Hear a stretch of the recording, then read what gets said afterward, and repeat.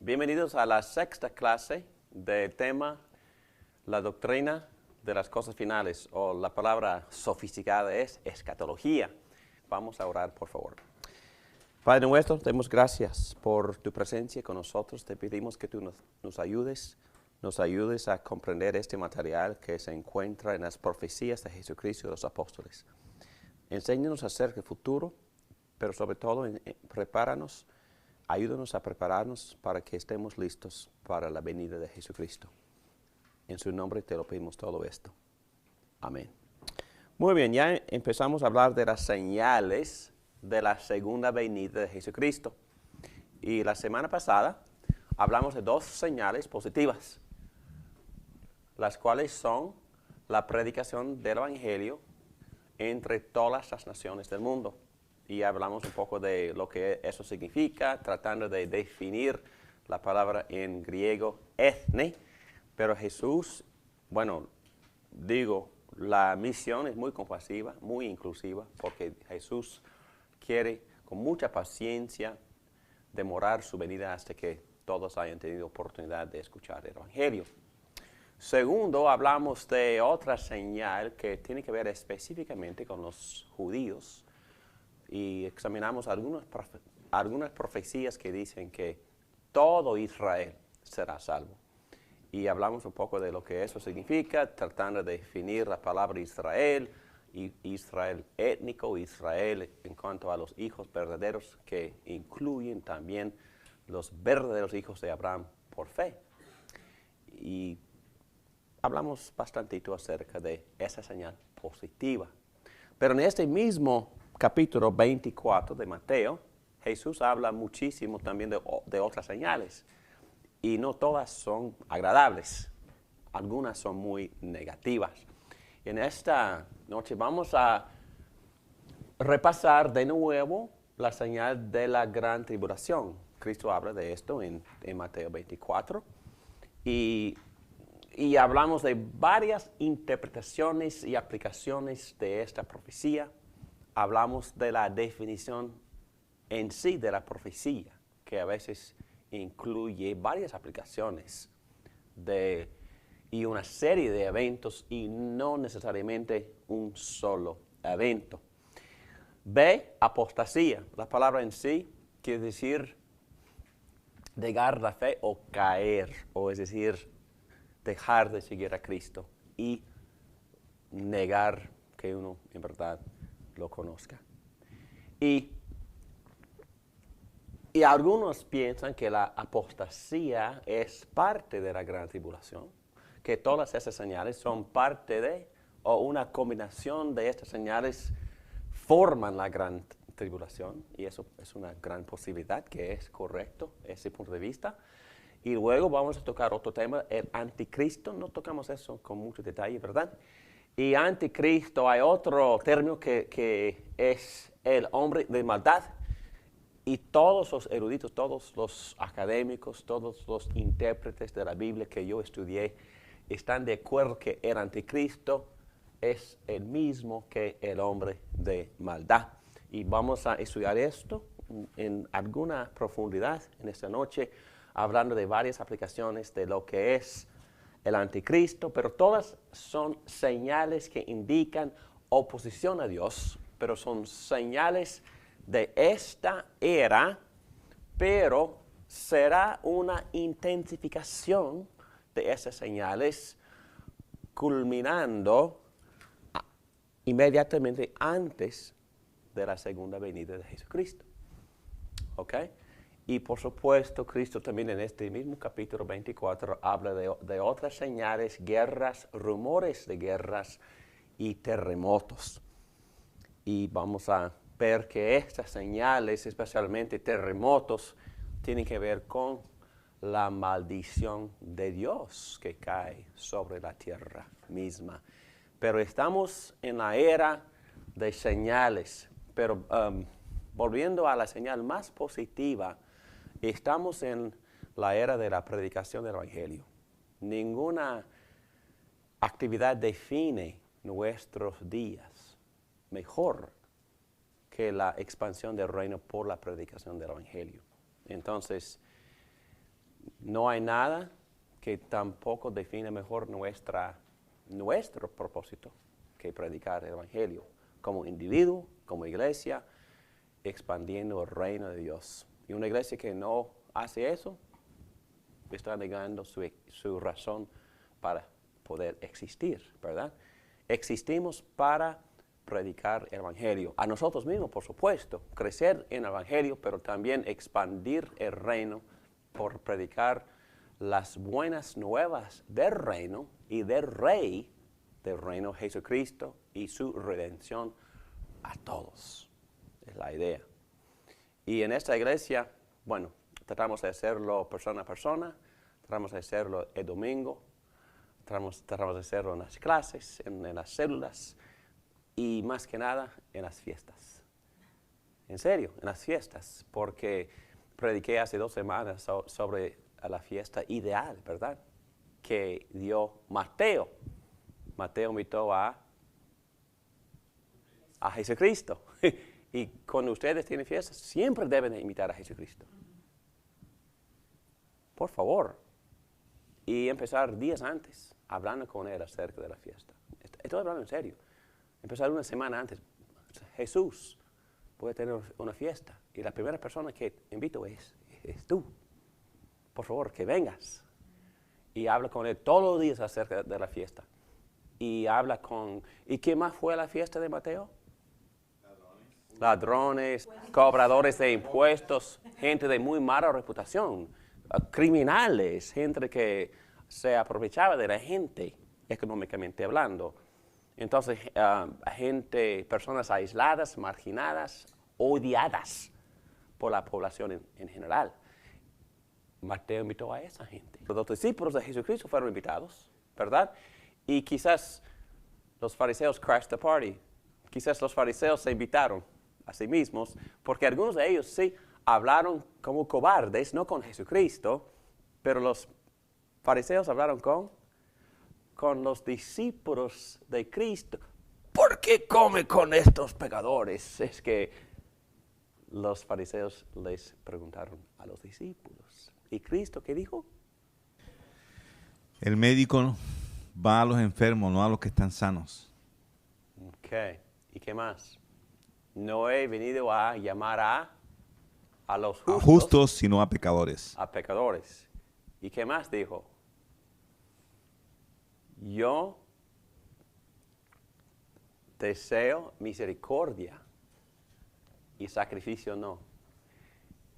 Vayan ustedes y busquen la definición de estas palabras, de lo que dijo. Ok, cuando tenemos fiestas, invitamos por supuesto, a un equipo de cristianos que nos van a ayudar a amar a los no creyentes. Ok, y vamos a invitar un gran número de los buscadores o de los escépticos. Y vamos a invitar a Jesucristo. Y también sería ideal invitar un grupito de fariseos. ¿Por qué?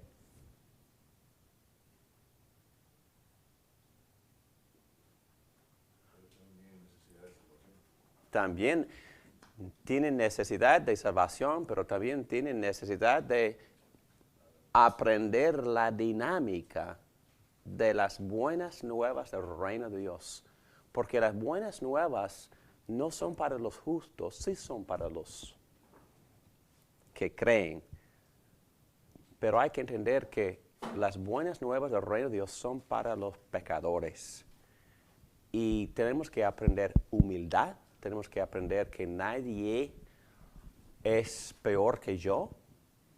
Yo soy, dijo el apóstol Pablo, soy el número 1 entre los pecadores. Y si Pablo es número 1, no sé dónde estoy yo. Pero todos tenemos que entender con mucha humildad que nuestros pecados también son feos y que cuando identificamos a personas que otros dicen que malas personas, tenemos que chequearnos, tenemos que decirnos a nosotros mismos, no. Es gente que quizás tienen pecados que se ven, pero mis pecados que Dios ve son peores. Y tenemos que hablarnos así a nosotros mismos. Si no, vamos a tener actitudes de superioridad, pero esas actitudes son falsas y ofensivas ante los ojos de Dios. Entonces aquí estamos como personas que han encontrado el pan y estamos nada más compartiendo esas buenas nuevas con personas que tienen hambre. ¿Ok? Muy bien, yo enfatizo esto porque estamos en la era ¿de qué? De ya, pero ¿qué define esta era? La predicación del Evangelio. Y todos tenemos que participar en la predicación del Evangelio. Es la señal número 1 de los últimos días. ¿Y qué significa esa frase, últimos días? ¿Cuándo están los últimos días? Empezó hace 2000 años atrás. Sí, empezó con Cristo, Con terminó su obra. Cristo terminó su obra. Sí. Y estamos en los últimos días que empezaron cuando Cristo ascendió al cielo. Muy bien. Ok, ahora las señales negativas. Tribulación. Hablamos un poco de esto, así cuando vean en el lugar santo el horrible sacrilegio de que habló el profeta Daniel. El que lee, que lo entienda. Entonces, muchos piensan que Cristo estaba hablando también de la destrucción de Jerusalén de parte de los romanos en el año 70, y es muy probable que sí. Pero como estudiamos el carácter o la esencia o la manera en que funciona la profecía, se puede ilustrar con cualquier profecía del Antiguo Testamento que habían aplicaciones históricas cercanas, ¿verdad? Pero también otras aplicaciones más allá en el futuro. Y usamos la ilustración de las cimas de las montañas. Si estamos muy lejos de una serie de cimas, las cimas se parecen muy cercanas, pero pueden estar cientos de millas separadas. Y así es en el caso de la profecía. Cristo pudiera estar hablando de la destrucción de Jerusalén y con la misma profecía, y yo creo que hay evidencias aquí en el mismo capítulo que Cristo también quisiera hablar de la gran tribulación que habrá más allá en el futuro, inmediatamente antes de su segunda venida. Aquí en versículo 21 dice, porque habrá una gran tribulación como no la ha habido desde el principio del mundo hasta ahora, ni la habrá jamás.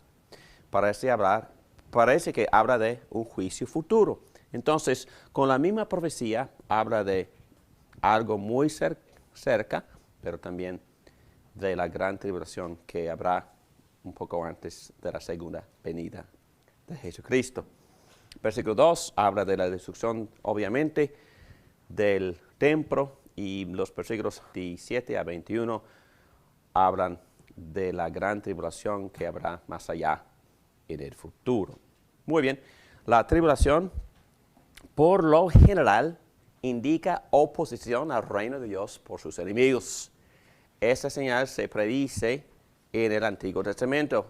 Será un día terrible, un día que no tiene parangón. Será un tiempo de angustia para Jacob, pero será librado de ella. Y también Pedro, Daniel 12:1. Daniel 12:1. Habrá un periodo de angustia, como no lo ha habido jamás desde que las naciones existen. Serán salvados los de tu pueblo, cuyo nombre se hayan anotados en el libro. Y Mateo 24:3. Más tarde estaba Jesús sentado en el monte de los Olivos, cuando llegaron los discípulos y le preguntaron en privado, ¿cuándo sucederá eso? ¿Y cuál será la señal de tu venida y del fin del mundo? Okay. Y ya hemos dicho que con las mismas profecías Jesús puede estar refiriéndose a eventos cercanos, pero también a la gran tribulación que habrá más allá en el futuro. Y ejemplos del Antiguo Testamento, Isaías también habla así de la destrucción de Babilonia y los días finales del Señor como si fueran una sola visitación del Señor. También Sofonías describe lo mismo, los juicios de Judá y el día del Señor como si fueran los mismos eventos. Entonces no es solo Jesús que profetiza así, todos los profetas hablaban así de eventos cercanos, pero también anticipando otros eventos más allá en el futuro. Bueno, vamos a hablar esta noche de apostasía, de anticristo, hombre de maldad, guerras, terremotos, y quizás todo esto forma parte de lo que es la gran tribulación. Y Jesús parece describir su segunda venida en términos del pueblo de Israel y la vida de Judá. Y habla de la gran tribulación también en términos de persecución. Susana, por favor, Mateo 5, versículo 10. Mateo capítulo 5, versículos del 10 al 12. Dichosos los perseguidos por causa de la justicia, porque el reino de los cielos les pertenece. Dichosos serán ustedes cuando por mi causa la gente los insulte, los persiga y levante contra ustedes toda clase de calumnias. Alégrense y llénense de júbilo, porque les espera una gran recompensa en el cielo. Así también persiguieron a los profetas que los precedieron a ustedes. Que nada más es una de las muchas cosas que forman parte de la tribulación, persecución. ¿Okay? Y la gran tribulación precede inmediatamente la segunda venida de Cristo. Por favor, Susana, Mateo 24 y esos versículos 21, 22, 29 y 30, porque estos versículos describen eventos más allá en el futuro. Porque habrá una gran tribulación, como no la ha habido desde el principio del mundo hasta ahora, ni la habrá jamás. Si no se acortaran esos días, nadie sobreviviría, pero por causa de los elegidos se acortarán. Inmediatamente después de la tribulación de aquellos días, se oscurecerá el sol y no brillará más la luna. Las estrellas caerán del cielo y los cuerpos celestes serán sacudidos. La señal del Hijo del Hombre aparecerá en el cielo, y se angustiarán todas las razas de la tierra. Verán al Hijo del Hombre venir sobre las nubes del cielo con poder y gran gloria. Ok. Según estas profecías, Jesús se refiere a eventos cercanos o no, más allá, en el futuro. Se refiere a la gran tribulación que cuando ocurrirá, inmediatamente antes de que se aparece el Hijo del Hombre, según el versículo 30. ¿Entendido? Estamos haciendo un punto bien sencillo, que la misma profecía se refiere a eventos cercanos, así como la destrucción del templo, pero también a eventos en el futuro, hablando de la gran tribulación que habrá un poco antes de la segunda venida de Cristo. Un punto bien sencillo que estamos estableciendo. Número 2, aquí hablando de lo mismo, la tribulación no está limitada a los últimos tiempos inmediatamente antes de que Cristo vuelva, sino caracteriza toda la época entre las dos venidas de Cristo. ¿Entienden ese punto? Entonces, Cristo habla de tribulación que ocurrió cuando el templo fue destruido. También profetiza acerca de algo terrible que va a suceder un poco antes de su segunda venida. Pero hay que entender que sus profecías no son limitadas a dos eventos, porque los eventos pueden estar sucediendo hoy mismo, ¿ok? Entonces podemos estar sufriendo tribulaciones, porque esa señal caracteriza toda la época. ¿Me entienden? puede identificarse con un evento cerca en la vida de Cristo, un poco, perdón, no en la vida de Cristo, pero en la vida de esa generación, o también se refiere a la segunda venida de Cristo o los eventos un poco antes, pero también caracteriza todo el tiempo entre la primera y la segunda venida de Cristo. Entonces, aplicación, ¿es nuestra fe suficientemente fuerte para soportar la tribulación?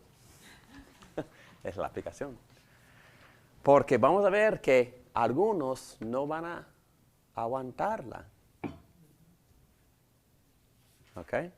Y van a caer, van a negar a Cristo, van a apartarse. Vamos a ir allá.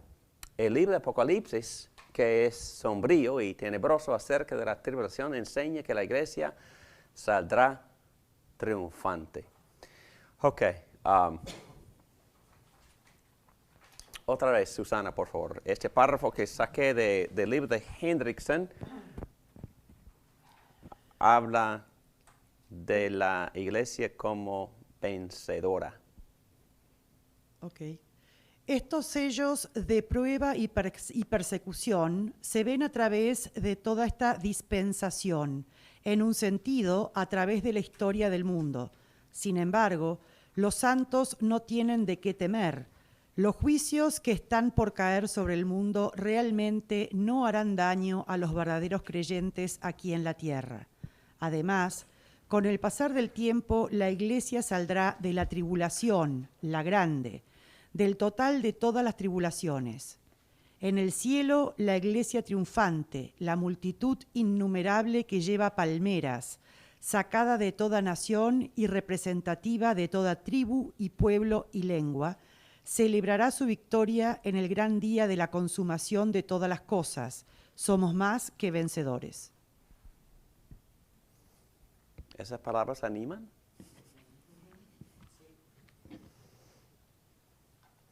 Porque si Dios nos va a proteger y tenemos que utilizar constantemente todos los medios de la gracia para poder mantenernos firmes, pero la iglesia en sí saldrá triunfante. Número 4, los que afirman fielmente la palabra de Dios y el testimonio de Cristo son llamados a perseverar y mantenerse puros. Apocalipsis 14:12. En esto consiste la perseverancia de los santos. ¿Qué es un santo? Oh, ok. Los creyentes en Cristo que son cubiertos por la santidad de Jesucristo, son los santos. Oh, ok. Los cuales obedecen los mandamientos de Dios y se mantienen fieles a Jesús. Este párrafo es sumamente interesante. ¿Quieres leerlo, por favor? El último enemigo de la iglesia, el dragón, aquella serpiente antigua que es el diablo y Satanás, manifiesta la astucia masiva simbolizada por sus 7 cabezas y por atacar a la iglesia por dentro y por fuera a través de amenazas físicas, decepción espiritual y seducción material. Las visiones de Apocalipsis 12 a 19 simbolizan estas vías diferentes de ataque en cuanto a la bestia del mar, amenaza física, la bestia de la tierra, llamada después el profeta falso, decepción espiritual, y la prostituta, seducción material. Aunque representan distintas fuerzas por las cuales el dragón busca separar a la novia citada de su señor triunfante, las 3 constituyen una coalición diabólica en la cual el profeta falso derrama mentiras para promover la adoración de la bestia, y la prostituta cabalga sobre la bestia festejando la victoria de la bestia con la sangre de los mártires. En respuesta a esos ataques, los que afirman la palabra de Dios y el testimonio de Jesús son llamados a perseverar y mantenerse puros. Bueno, lo que me capta la atención es que el propósito de estas persecuciones o tribulaciones es separar a la novia de su Señor. Interesante, ¿no? ¿Quién es la novia? La iglesia. ¿Y el novio? Jesucristo. Entonces la idea es separar a la novia con el novio. Y vamos a hablar un poquito de esto. Vamos a ver que estos temas suceden o emergen en otros puntos de este material. Pero ¿en qué consiste la tribulación o las tribulaciones? ¿En qué consiste?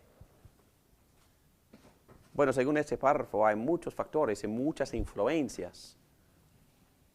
¿Pero cuáles son? El materialismo, ¿qué más?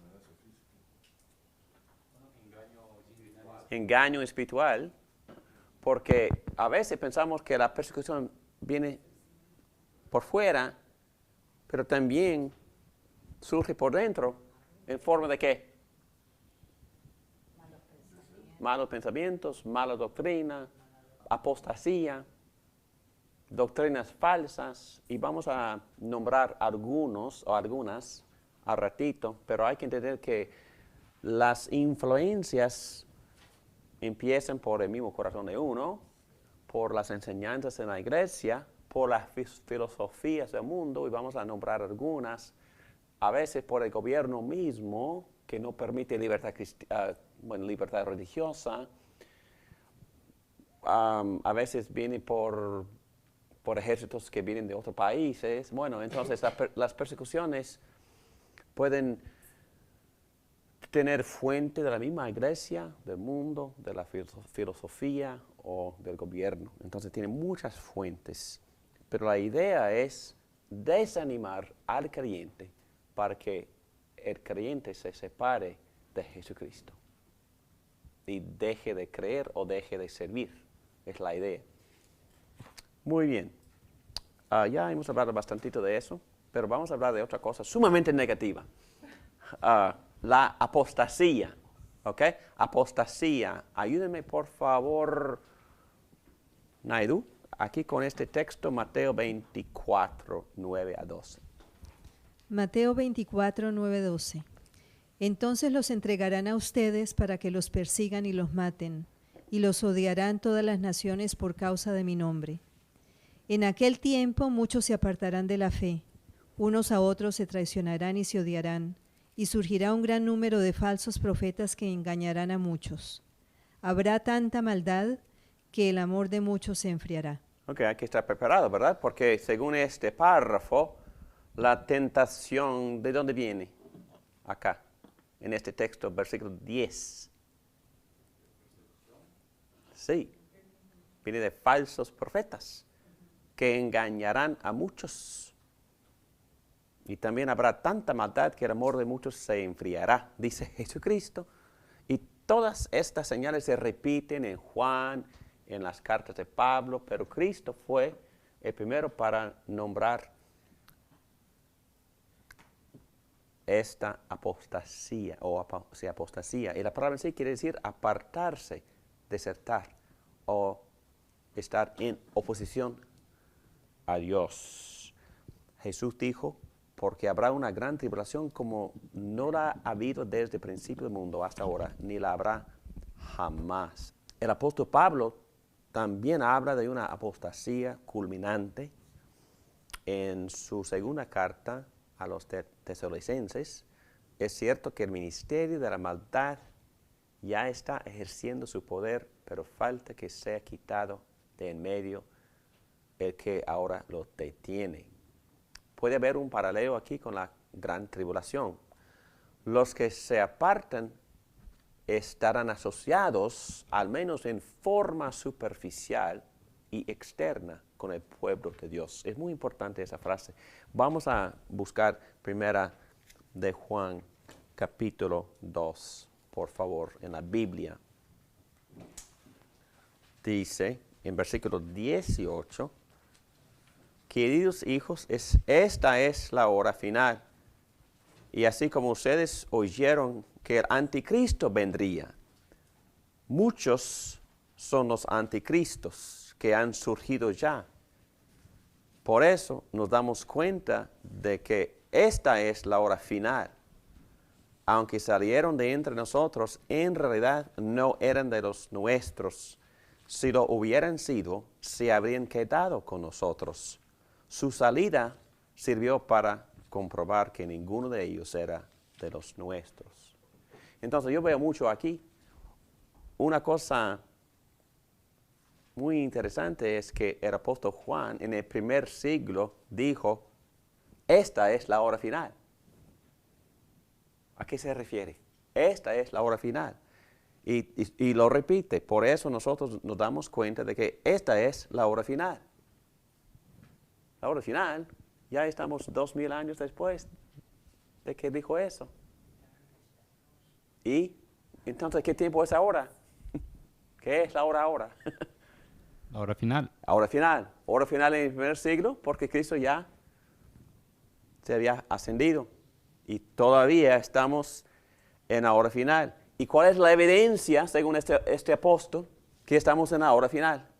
Manifestación del anticristo. No, Anticristo. Falsos profetas. apostasía. Apostasía. Muchos se apartan de la... ¿Habían falsos profetas en esas iglesias de Juan?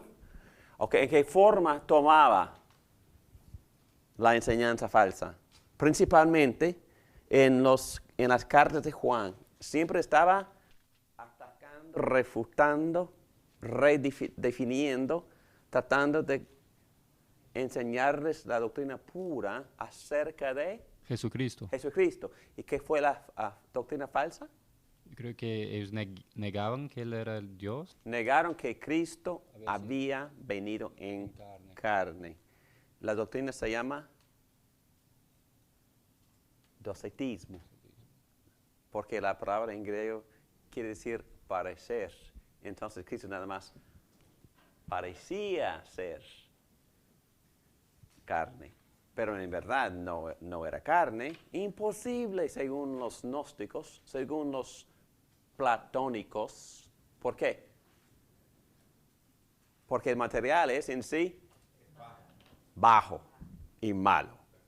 Entonces, imposible según la filosofía griega, la filosofía de Platón, imposible que una divinidad llegara a ser carne, fea, sucia. ¿Por qué? Porque según esa filosofía, lo material es bajo. Pero según la doctrina bíblica, lo material es bueno. Y la materia de esta carne, según Dios mismo, después de crearla, es... no es perfecta, ahora no es perfecta. Muy buena. Pero dijo, pero cuando Él observó la obra de sus propias manos, Él exclamó, ¡muy bueno! Entonces a Dios le gustó muchísimo lo que había creado, la carne. Entonces no somos gnósticos ni platónicos. Y el cristianismo también incluye la carne, lo material. En la gran redención de Jesucristo se incluye la tierra material. ¿Ok? Y si Cristo no fuera carne, Cristo no es el mediador ni el salvador. ¿Por qué no? Porque tiene que ser carne para poder ser mediador. Porque como el pecado entró en el mundo a través de un hombre, ser humano, la salvación tiene que venir a través de un hombre también, un ser humano. Exactamente. Jesús tiene que venir como hombre para rehacer lo que primero hizo mal. Tiene que hacerlo bien. Tiene que obedecer donde primero desobedeció. Y tiene que tomar en sí, en su carne, el pecado de todos nosotros y morir en la cruz en carne para pagar la sentencia de muerte por esos pecados que estaban encima de él. ¿Ok? Pero hay muchas razones más, pero hay que ver que es importantísimo ver la necesidad de pura doctrina. Porque hoy en día hay muchísimos que están tratando de negar las dos naturalezas de Jesucristo. Y los del seminario que se llama Jesus Seminar, los que siguen las filosofías de existencialismo de Hegel y Heidegger, y también el teólogo Rudolf Bultmann, que siguió esos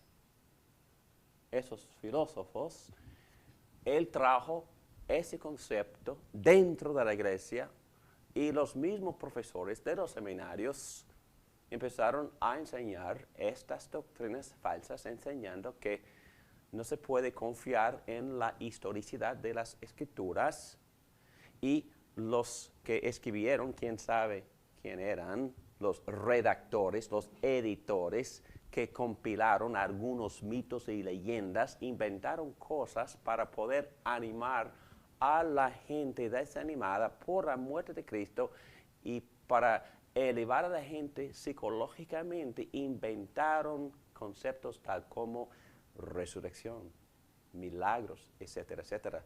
Pero todo el mundo sabe que son cosas primitivas que los ignorantes necesitaban para poder mantener su esperanza. Así se enseña. Yo he escuchado esos sermones aquí en Key Biscayne, ese tipo de sermón aquí en Key Biscayne.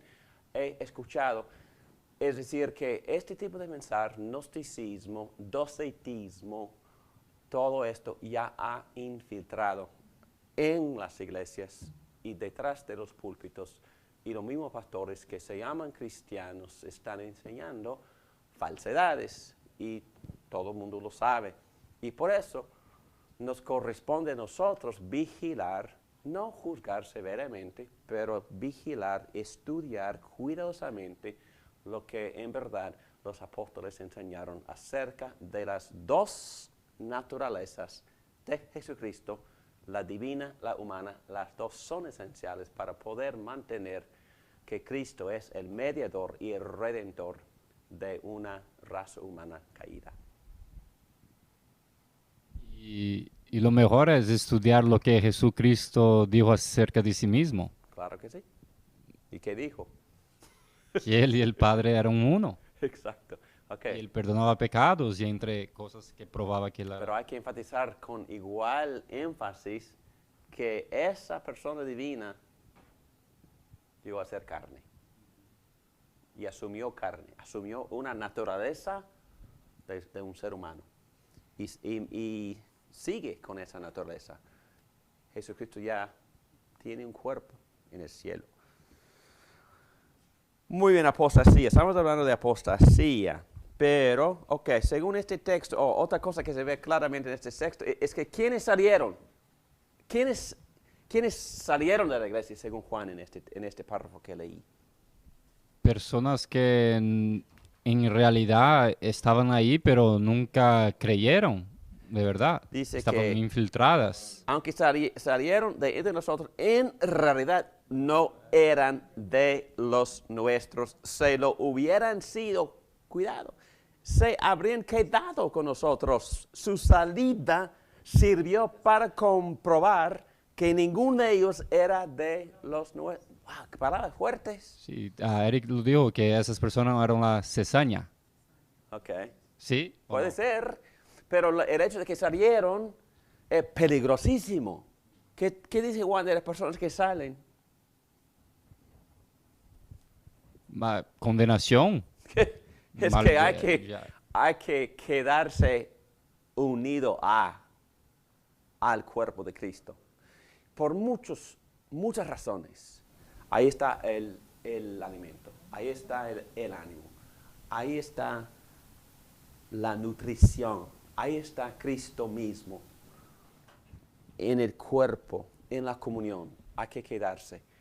Y por supuesto que sí, hay personas que forman parte del grupo que profesan que en verdad no son creyentes. Y yo creo que esto es obvio por lo que Juan está diciendo. Y a veces las personas que profesan, pero en verdad no ha tocado su corazón la esencia de Jesucristo y su salvación, salen.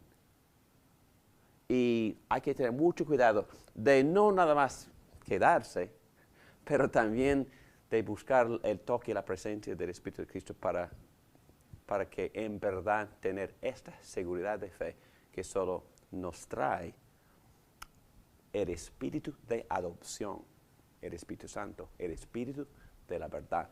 Entonces, estamos hablando de muchas cosas sumamente importantes porque a nosotros nos corresponde el deber y la responsabilidad de tener cuidado de no apartarnos y cometer lo que se llama apostasía.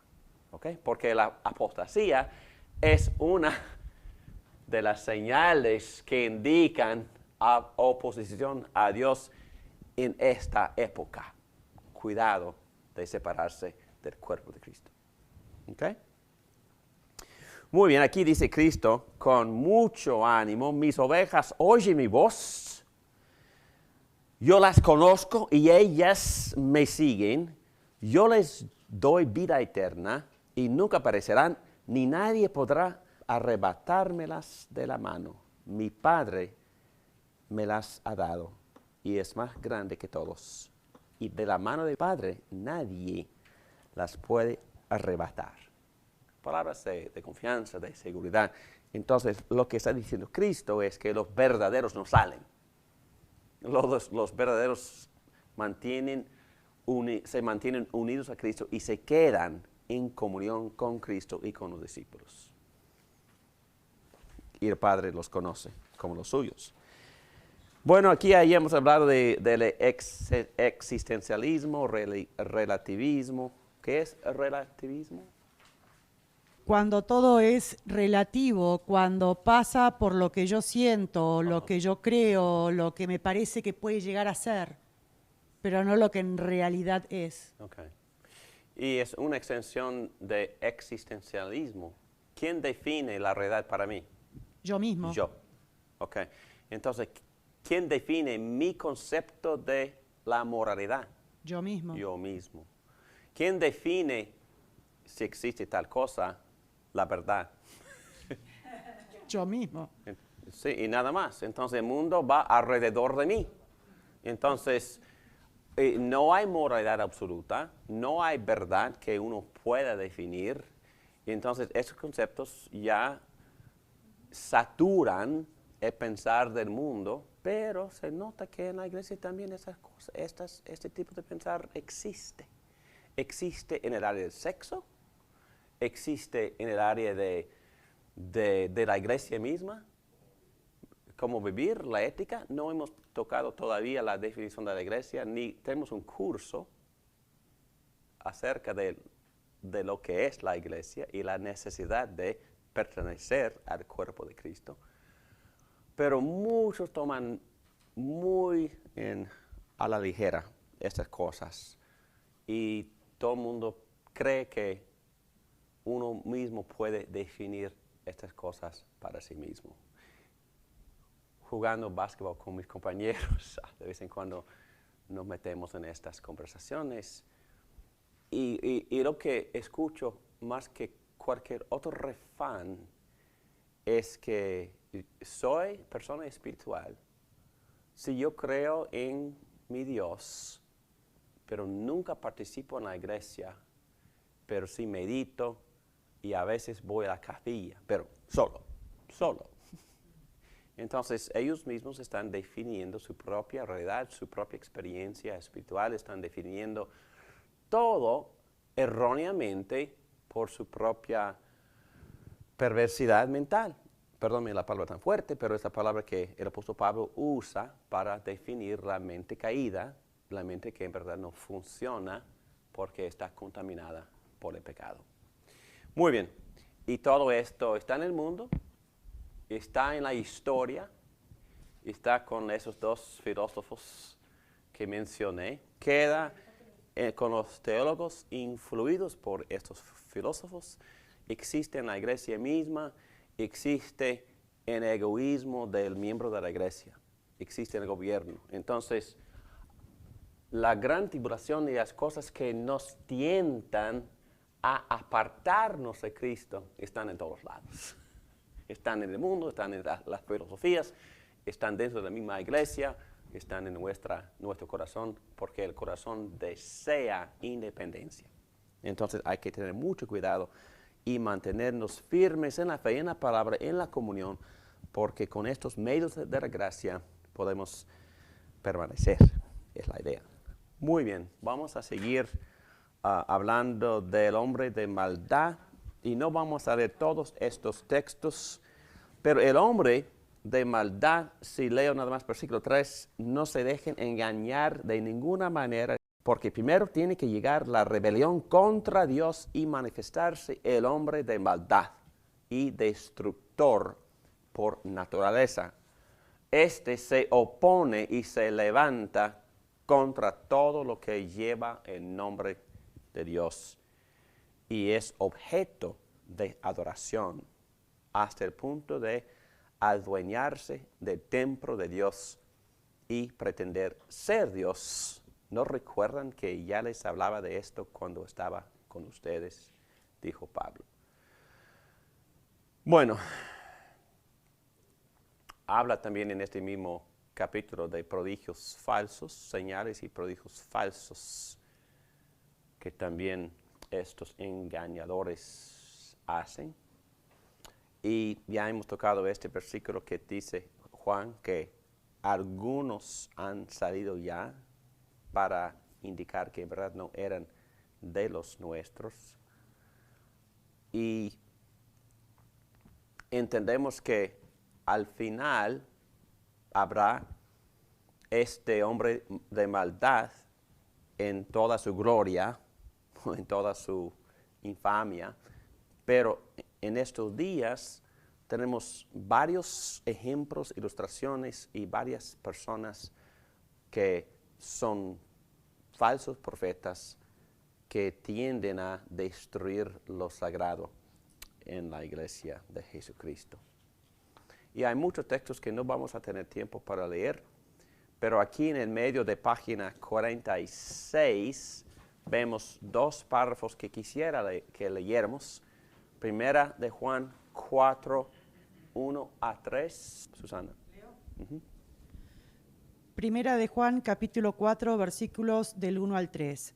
Queridos hermanos, no crean a cualquiera que pretenda estar inspirado por el Espíritu, sino sométanlo a prueba para ver si es de Dios, porque han salido por el mundo muchos falsos profetas. En esto pueden discernir quién tiene el Espíritu de Dios.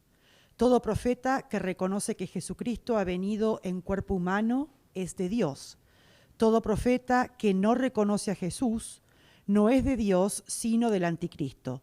Ustedes han oído que éste viene. En efecto, ya está en el mundo. Aunque ya hemos tocado esa idea, pero para repetir, bueno, vamos a tomar un breve descanso aquí mismo.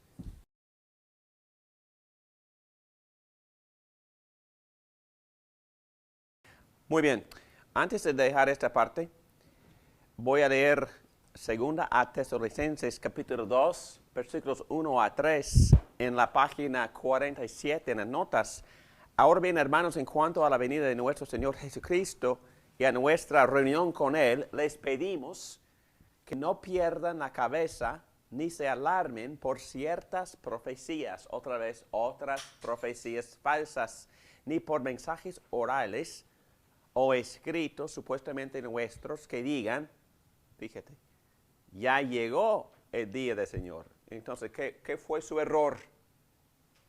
Bueno, parece que esos profetas han dicho que ya pasó la tribulación, el Jesucristo ya vino y por eso dejaron de trabajar.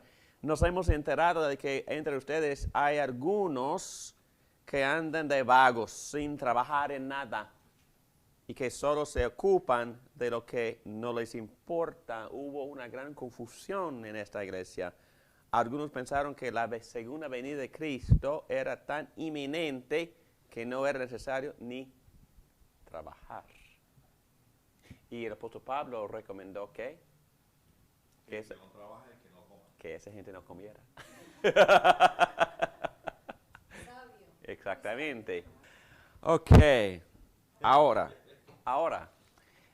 señales del anticristo. Aquí estamos en el bosquejo. Ya tocamos apostasía. ¿Qué quiere decir? Negación de la fe. Negación. Y la negación también viene por los falsos profetas. Algunos de ellos se llaman anticristos. Y lo que estamos aprendiendo es que estas cosas suceden repetidas veces. Vienen falsos profetas a través de toda esta época, pero también vienen algunos que pretenden ser Jesucristo, pero en verdad se oponen a Jesucristo. Y vamos a tocar el tema de el anticristo. Señales del anticristo. Daniel 7:25. Daniel 7:25. Y él proferirá palabras contra el Altísimo y afligirá a los santos del Altísimo e intentará cambiar los tiempos y la ley, y les serán entregados en sus manos por un tiempo, por tiempos y por medio tiempo. Okay. Probablemente está profetizando acerca del hombre de maldad, versículos 20 a 39, versículo 36 de Daniel 11. Elizabeth, por favor. El rey hará lo que mejor le parezca. Se exaltará a sí mismo, se creerá superior a todos los dioses y dirá cosas del Dios de dioses que nadie antes se atrevió a decir. Su éxito durará mientras la ira de Dios no llega a su colmo. Aunque lo que ha de suceder, sucederá. Entonces, la mayoría de los comentaristas afirman que esto es una referencia a Antíoco Epífanes. ¿Quién fue?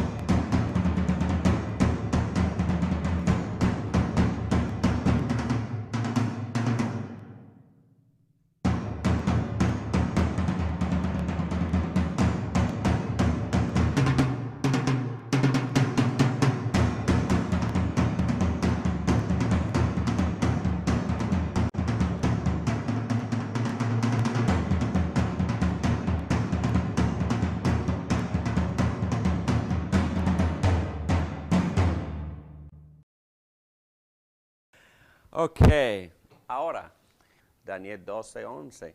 A partir del momento en que se suspenda el sacrificio diario y se imponga el horrible sacrilegio, transcurrirán 1290 días. Epífanes profanó el templo cuando lo dedicó a un dios griego. Sin embargo, Jesús habló de la abominación de la desolación que aún habría de ocurrir. Entonces, esta profecía de Jesucristo no puede referirse a Epífanes. Pero Epífanes obviamente es una buena interpretación de la profecía de Daniel. Pero Jesucristo hace referencia a la misma profecía, pero quiere aplicar la profecía a otros eventos. Porque esos eventos van a suceder en el futuro. Y Jesucristo habla de la abominación de la desolación que todavía no ha ocurrido. Y todo el mundo cree que esta profecía de Jesucristo hace referencia a...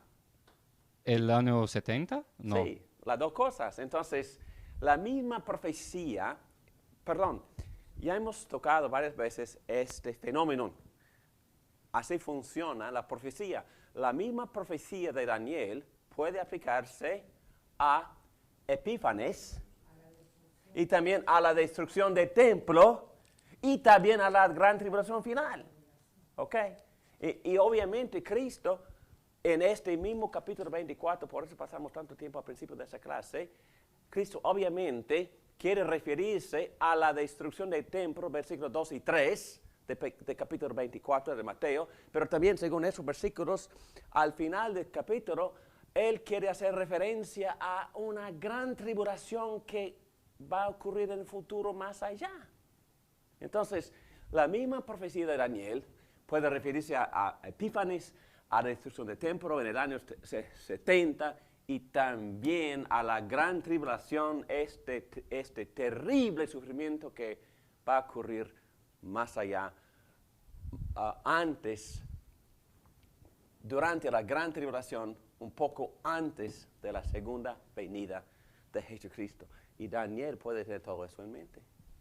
Entonces, haciendo esta profecía. yo tengo una pregunta entonces, porque cuando Jesucristo hace referencia a él menciona, ¿verdad?, esta profecía del futuro y él menciona Daniel, como si Daniel hubiera hablado del mismo evento que él está hablando, Okay. del futuro. Ajá. Bueno, en el año 168 más o menos hubo el Epífanes, él profanó el templo. Ajá. En el año 70 también hubo la destrucción del templo. Sí. Ahora, ¿va a haber un otro templo entonces en Israel? ¿Y qué ok. significa ese templo? Ujú. Ujú. Porque si 168 había un templo, hay un otro templo en 70, entonces Puede ser Se otro construye. tipo de profanación. Que pasamos casi una hora el lunes pasado definiendo Israel. ¿Recuerdas? Ok. Y una de las señales de esta época, de los días finales, es la predicación del Evangelio a todas las naciones. Jesús dice que Él no vendrá hasta que se cumpla eso. Okay. Pero también dice Pablo que antes de que Cristo venga, todo Israel será salvo. Todo Israel. Y pasamos una hora tratando de definir esa frase, todo Israel. Okay. Todo Israel, en primer lugar, obviamente, se refiere al Israel de Dios. Gálatas capítulo 6, versículo 16. ¿Y quiénes son? Cualquier hijo de Abraham es parte del Israel de Dios. ¿Y quiénes son, según Pablo, en docenas de textos en Gálatas y Romanos, quiénes son los hijos de Abraham? los que tienen la misma fe de Abraham, que creen en Exactamente. Jesucristo. Y eran en aquel entonces también, porque aún en la misma dádiva del pacto, en Génesis 12, en Génesis 15, en Génesis 17, Dios hizo provisión para los gentiles. Cualquier gentil, creyendo en Jehová, pudiera ser circuncidado y llegar a ser judío. Es decir, judío, según esta definición de Pablo en Romanos 2, 28, 29, un judío que tiene su corazón circuncidado por el Espíritu Santo. Ok, definición de Israel, cualquier creyente en Cristo es judío. Ok, y por eso mi única preocupación es que hay que tener cuidado de volver a la ley ceremonial y de tratar de interpretar las profecías del Antiguo Testamento, ni las profecías de Jesucristo, hablando de un Israel político. Pero también tocamos otra definición. Obviamente Pablo está muy preocupado por su propia patria étnica. Y no estoy hablando del Israel verdadero cuando digo esto. Estoy hablando del Israel que Dios usó como instrumento. Génesis capítulo 12, versículo 3. ¿Qué es lo que Dios le prometió a Abraham? Que Él iba a bendecir a todas las naciones a través de él. En versículo 7, a través de su simiente, a través de su descendiente. Y entendemos, según las palabras de Pablo en Gálatas 3, 16, que esa simiente es Jesucristo. Ok. Hay que tener cuidado. Pero Pablo también se preocupa por esa patria que rechazó al Mesías. Y también tiene varias profecías, Pablo, en Romanos 9, 10 y 11, que hacen referencia a la salvación de aquella patria. ¿Ok? Entonces, ahora estoy con mucha amplitud y compasión, estoy definiendo la palabra más ampliamente posible. Pero Dios, ¿qué va a hacer Dios según el apóstol Pablo? Que Dios va a usar el mismo celos de los judíos por bendecir a nosotros, los gentiles, para restaurar a los judíos. Y Él profetiza una gran cosecha entre la gente de su patria, hablando de judío o de Israel como grupo étnico. Entonces, otra señal positiva de esta época es la salvación de todo Israel. ¿En qué sentido? En todo sentido. En el sentido de que muchos gentiles van a llegar a ser parte de Israel. También muchos israelitas también van a llegar a ser parte de Israel. ¿Ok? ¿Entendido? El Israel de Dios. Nacer presbiteriano no es nacer hijo de Dios. Nacer judío tampoco es nacer hijo de Dios. Hay que nacer de nuevo para llegar a ser hijo de Dios. Los judíos también tienen que nacer de nuevo para llegar a ser israelitas de Dios. ¿Ok?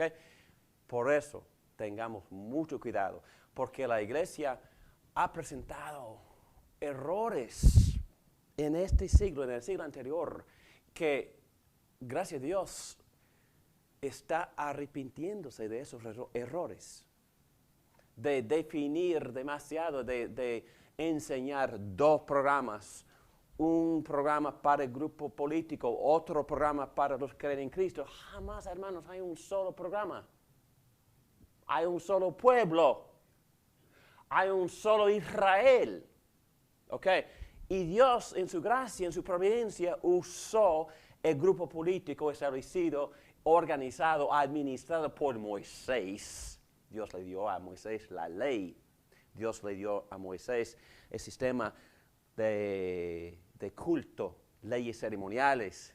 Dios le dio a Moisés la ley civil. Dios le dio a Moisés los 10 mandamientos y muchas interpretaciones y muchos sermones basados en los 10 mandamientos.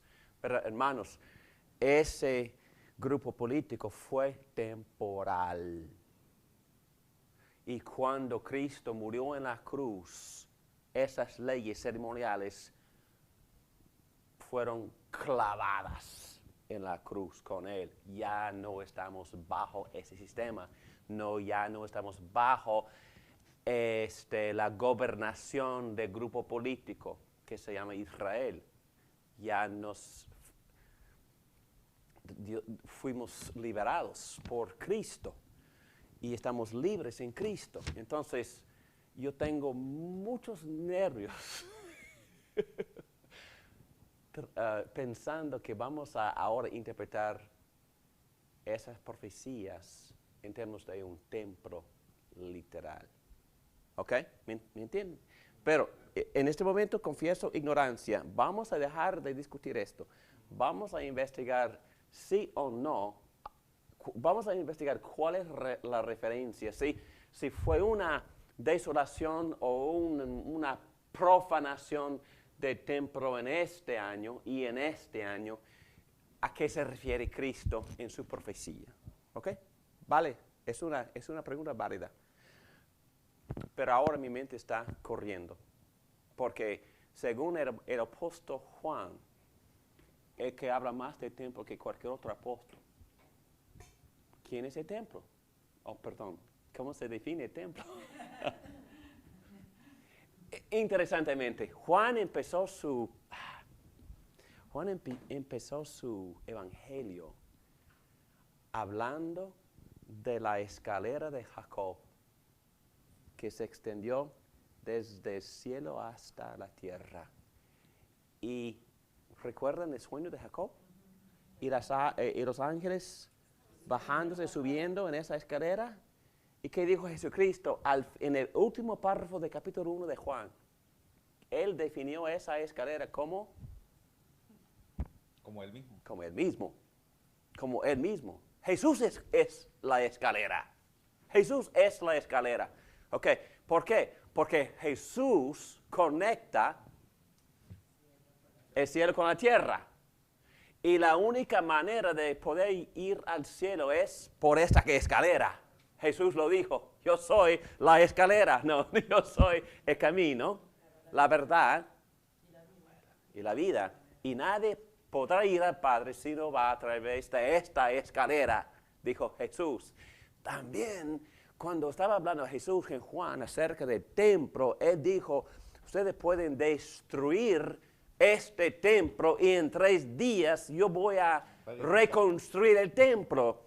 Y Juan mismo dijo después que todos quedaron confusos y Juan dijo, Jesús hacía referencia a su propio cuerpo, al templo verdadero, que es el cuerpo de Jesucristo.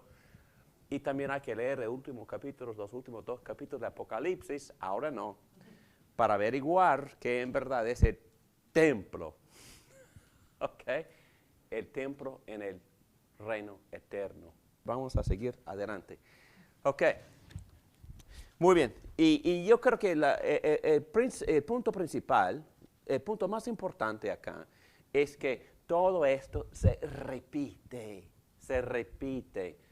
Estos desastres, estas abominaciones, estas señales, el anticristo, son muchos los anticristos, pero un poco antes de la segunda venida de Cristo habrá una gran tribulación y saldrá de en medio el anticristo, una persona, un poco antes de la venida, la segunda venida del Cristo verdadero. ¿Ok? El anticristo. Como se define también como el hombre de maldad. Y ya me está escapando el tiempo. Vamos a ver el hombre de la maldad en 2 a Tesalonicenses, capítulo 2, versículos 1 a 12. Pero primero, definición. Página 49. ¿Cuál es la definición de anticristo? En lugar de rival, opositor de Cristo, el espíritu del anticristo, pues ya tocamos el docetismo o la negación de la encarnación, ya hablamos por medio de eso. Eso significa que no hay mediador, no hay redención si Cristo no ha llegado en carne, como dicen los docetistas. Muy bien. No tenemos tiempo para leer este texto, pero en casa, por favor, hay que leer 2 a Tesalonicenses, capítulo 2, pero aprendemos varias cosas. Voy a leerlas rápidamente. El hombre de maldad emergerá de una rebelión o una gran apostasía. El hombre de maldad es una persona. No se dejen engañar de ninguna manera porque primero tiene que llegar la rebelión contra Dios y manifestarse el hombre de maldad, el destructor por naturaleza. Y estamos asumiendo, como casi todos los eruditos, que anticristo, hombre de maldad, la misma persona. Hay algo que la detiene ahora, no sabemos qué es, pero hay algo que está deteniendo al hombre de maldad. Se sienta en el templo, otra vez, y por eso tenemos que investigar esto, el cual se pone y se exalta sobre todo lo que se llama Dios o es objetivo de culto, de manera que se sienta en el templo de Dios, pero vamos a definir eso después, presentándose como si fuera Dios.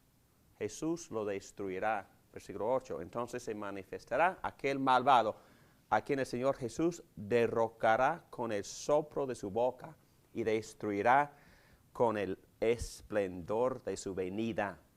Algunas personas lo van a adorar, el cual se opone y se exalta sobre todo lo que se llama Dios o es objeto de culto. Va a presentarse como si fuera Dios.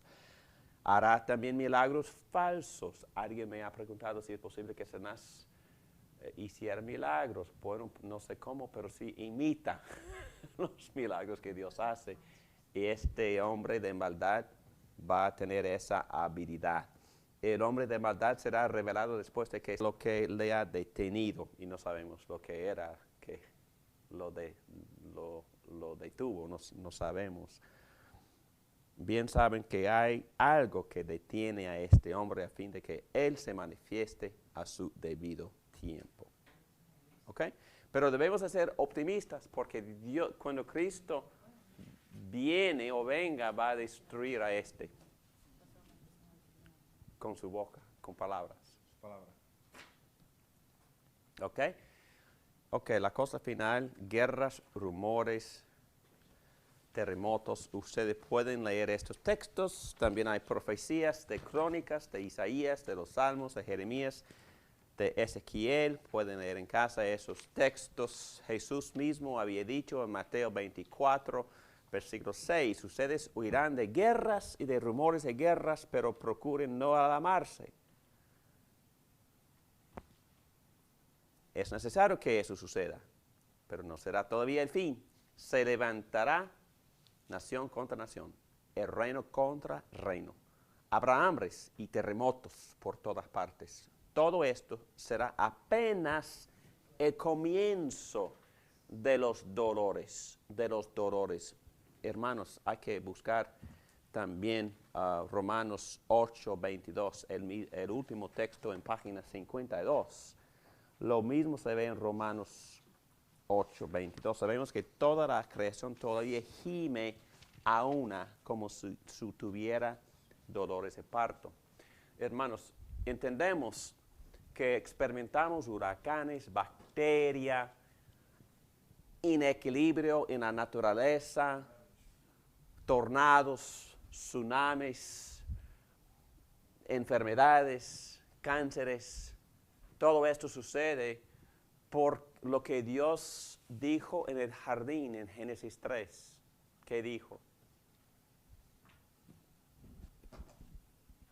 Que la tierra también... Maldito serás la tierra y todo lo que... La tierra es maldita. ¿Por qué? Por el pecado. Por el pecado de su administrador.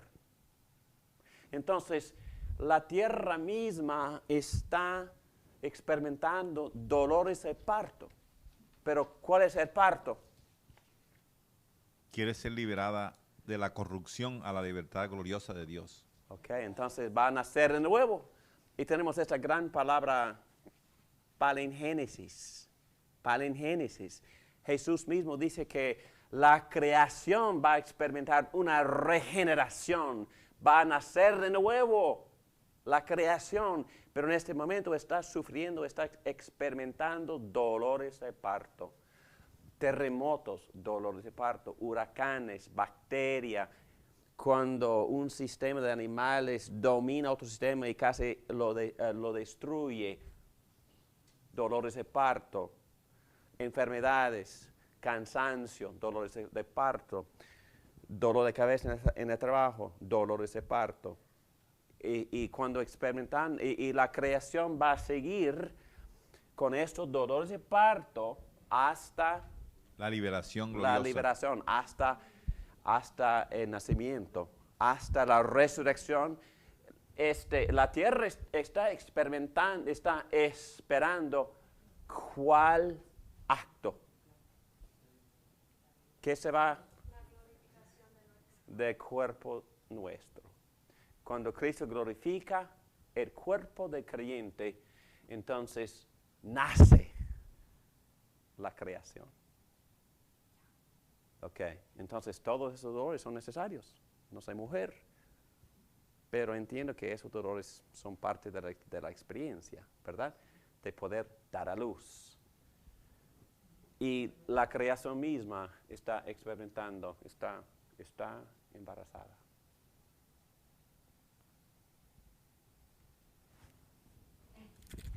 Entonces, ok, mi único punto en decir todo esto es que estamos en la época de señales.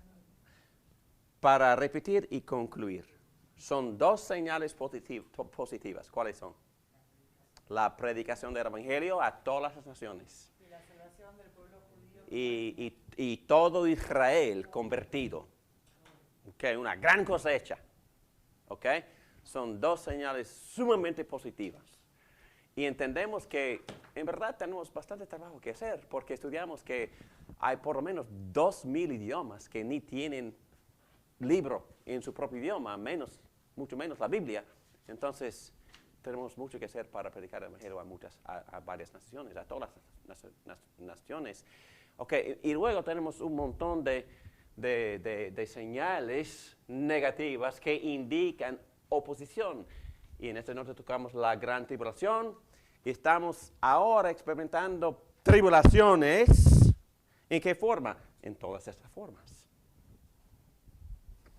Tribulación por fuera, filosofías del mundo, persecución del gobierno, pecado que nos tienta de nuestro propio corazón, herejías y falsos profetas dentro de la misma iglesia, personas que niegan la fe y salen de la iglesia, el anticristo, personas que pretenden ser Cristo mismo, y estas personas existen en esta ciudad, tienen sus iglesias en Doral y se llaman Jesucristo. Y yo conozco a personas que van a estas iglesias y vamos a ver a muchos anticristos, muchas de este tipo de señal, y también obviamente guerras y rumores y guerras y esas señales negativas que son dolores de parto. Y todo esto se va repitiendo hasta la gran tribulación, hasta el anticristo principal, y cuando Cristo se aparece, cuando Jesús venga, va a terminar todo esto y va a destruir por la palabra de su propia boca a y él, bueno, va a iniciar el nacimiento de toda la creación. Entonces, esta parte nada más estudiamos en esta noche son las señales. Señales de la época, pero señales finales que ocurrirán un poco antes de la venida de Jesucristo. Oremos. Padre nuestro, gracias por estas enseñanzas, por lo que nos has enseñado. Gracias por el ánimo que recibimos sabiendo que la iglesia verdadera va a perseverar y que va a salir de estas tribulaciones y va a sobrevivir. Te pedimos que tú nos ayudes a cultivar todos los medios de la gracia, la palabra, morar en la palabra, la comunión, dependiendo de nuestros hermanos, la adoración, el servicio y sobre todo la predicación del Evangelio con todos nuestros amigos, socios y hasta con nuestros enemigos. Te pedimos que nos ayudes a resistir todas estas tentaciones, tribulaciones, apostasías. Ayúdanos a mantenernos alertas, fieles, siempre sirviéndote con todo corazón. Ayúdanos por el Espíritu Santo, llénanos, guíanos, dirígenos. En nombre de Cristo te lo pedimos todo. Amén.